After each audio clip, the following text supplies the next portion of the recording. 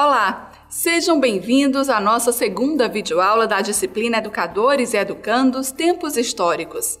Na aula anterior, vimos os significados assumidos pelos conceitos de educação e ensino, bem como os papéis adquiridos pela escola ao longo da história.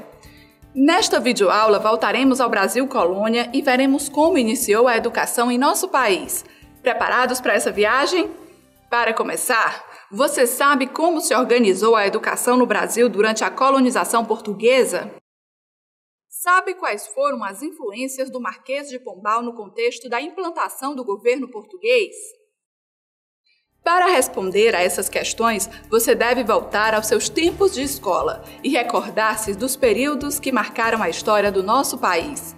Certamente você se lembrará que, quando os colonizadores ocuparam as terras brasileiras já habitadas pelos povos nativos, vieram com eles os padres da Companhia de Jesus e os padres das outras ordens religiosas, com os objetivos de evangelizar os nativos, catequizá-los, propagar a fé cristã, difundir valores, dogmas e princípios cristãos, introduzir o princípio do trabalho como instrumento de dignificação do homem e contribuir com a coroa portuguesa no processo de colonização e de exploração das terras. Mas qual o papel da educação na busca por estes objetivos? Bem, a educação durante o período colonial foi uma estratégia dos colonizadores portugueses para negar a identidade indígena e seus processos educativos, para implantar na colônia a visão europeia de mundo, sua cultura, seus valores e sua religião.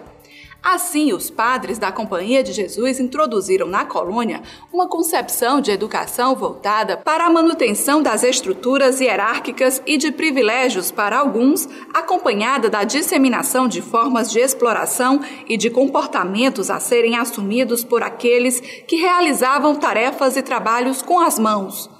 Era uma educação para perpetuar as desigualdades sociais e de classe e consolidar as estruturas de privilégios e enriquecimento dos dominantes. Para entender melhor como a educação se caminhava, vamos ver que o trabalho desenvolvido pelos jesuítas teve duas fases distintas.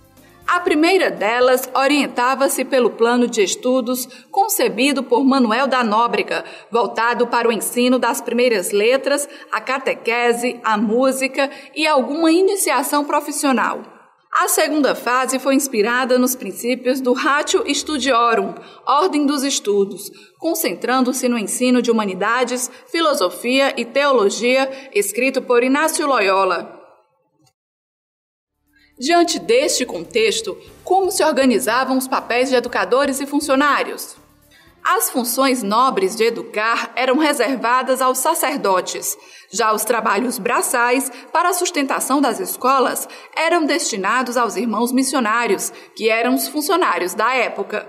Depois, índios e escravos foram incorporados como funcionários, e os irmãos missionários passaram a ser seus chefes.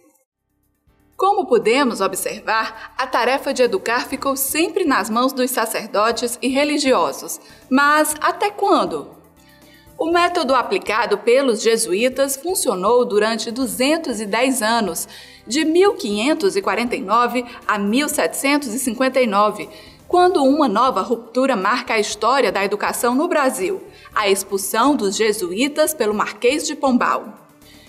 Isso se deu porque, nesse período, ocorreram várias manifestações de contestação do modo de enxergar o mundo, de expressar, de agir e de relacionar-se com a natureza e com os outros povos. Os filósofos e os cientistas pregaram que a razão acompanhada do raciocínio sistemático e rigoroso era a forma de iluminar as ações dos homens. Deste modo, no século XVIII, o governo português começou a temer o poder da Igreja, exercido por meio da educação. Assim, visando ampliar estas mudanças em Portugal, o monarca Dom José I, que reinou entre 1750 e 1777, nomeou como primeiro-ministro Sebastião de Carvalho e Melo, também chamado Marquês de Pombal ou Conde de Oeiras. As ideias do Marquês de Pombal valorizavam a razão, a experiência, as sociedades liberais que influenciaram a criação de uma educação cidadã. Tem início, então, o embrião do ensino público no Brasil, uma educação mantida pelo Estado e sem atrelamento a uma ordem religiosa.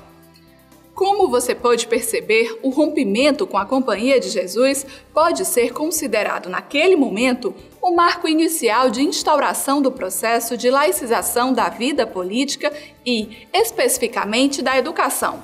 No entanto, o Marquês de Pombal só inicia a reconstrução do ensino uma década após a expulsão dos jesuítas, provocando assim um grande retrocesso no sistema educacional brasileiro. Mas quais foram as ações do Marquês de Pombal no contexto educacional brasileiro? A língua portuguesa foi instituída como idioma oficial da colônia. Em 5 de maio de 1768, foi criada a Real Mesa Censória, com o objetivo de censurar os livros indesejáveis.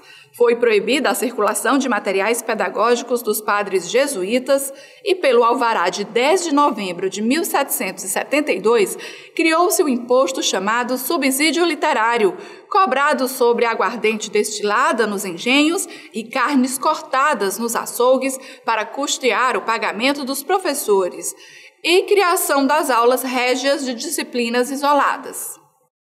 Educação escolar formal, as aulas de primeiras letras ou ensino elementar continuaram existindo de maneira insuficiente e sazonal.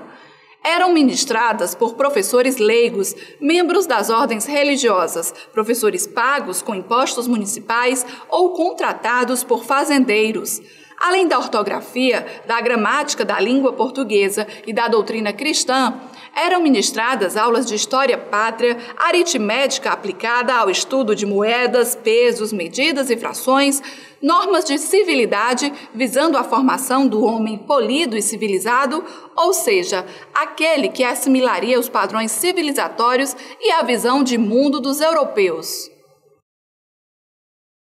Como podemos perceber, a história da nossa educação esteve estreitamente ligada ao cenário histórico e social do Brasil colônia.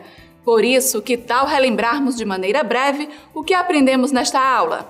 Ao longo desta videoaula, você viu que a história da educação no Brasil inicia-se no período colonial, quando começam as primeiras relações entre Estado e educação, por meio dos jesuítas, que chegaram em 1549, chefiados pelo padre Manuel da Nóbrega.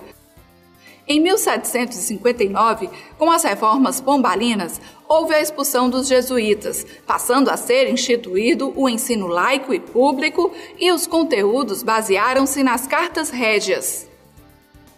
Agora é com você. Lembre-se de que, além de assistir esta videoaula, é importante que você realize a leitura do material de estudo, se possível ampliando seu repertório com pesquisas. E não se esqueça de compartilhar seus questionamentos e contribuições com grupos nas discussões do ambiente virtual de aprendizagem. Nos vemos na próxima videoaula. Bons estudos!